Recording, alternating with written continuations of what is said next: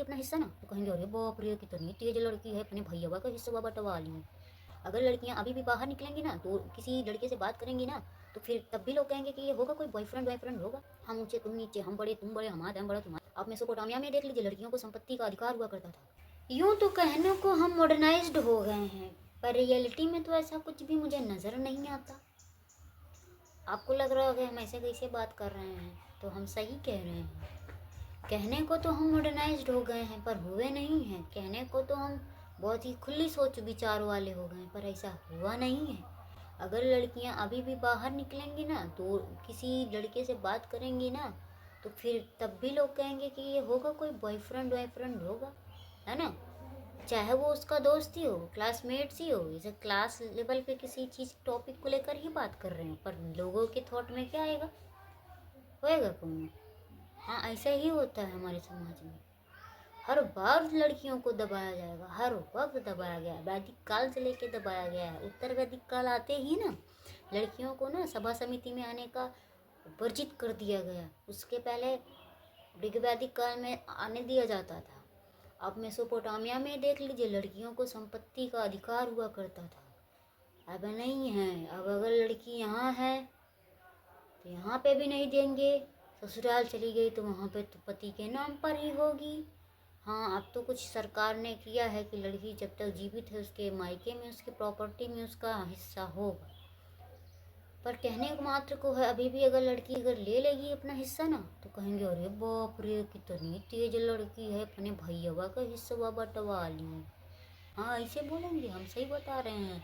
हम लोग तो एकदम गांव के लेवल के हैं, एकदम गांव में जुटे हुए हैं। और तो और हमारा भारत देश जात धर्म में बट गया है अब इस वक्त। हम ऊंचे तुम नीचे, हम बड़े तुम बड़े, हमारा धर्म बड़ा तुम्हारा धर्म बड़ा। हम किसी धर्म की बड़ी नहीं कर रहे, ना किसी धर्म की बुराई कर रहे हैं। प्लीज़ मेरी इस बात को लेके बुरा ना मानिएगा, इससे हमारे देश में इम्पैक्ट पड़ेगा। क्योंकि हमारा भारत देश हिंदुत्व वाला ठीक है, अदर कंट्रीज का भी रिस्पेक्ट, क्योंकि ये करने से कुछ नहीं होगा। हमारा स्ट्रेटेजिकल फॉरेन स्ट्रेटेजिकल सवेंटी बहुत ज़रूरी होता है। स्ट्रेटेजी आप समझ रहे होंगे, क्योंकि फॉरेन कंट्री में हम हर धर्म वाले हैं। मेरा किसी की भावनाओं को ठेस पहुंचाने का मकसद नहीं है। किसी को बुरा लगेगा तो कृपया मुझे माफ़ कर दीजिएगा। मैं अपने समाज की बुराइयों के बारे में ही बता रही हूँ जो है, एग्जिस्ट कर रही है।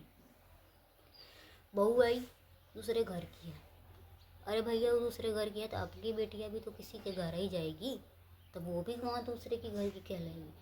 तो आप एक्सपेक्ट करते हो कि आपकी बेटी के साथ इक्वलिटी के साथ ट्रीट किया जाए, तो आप पहले आप ही मुहिम करिए ना कि अपनी बहू के साथ अच्छे से पेश आइए, है ना।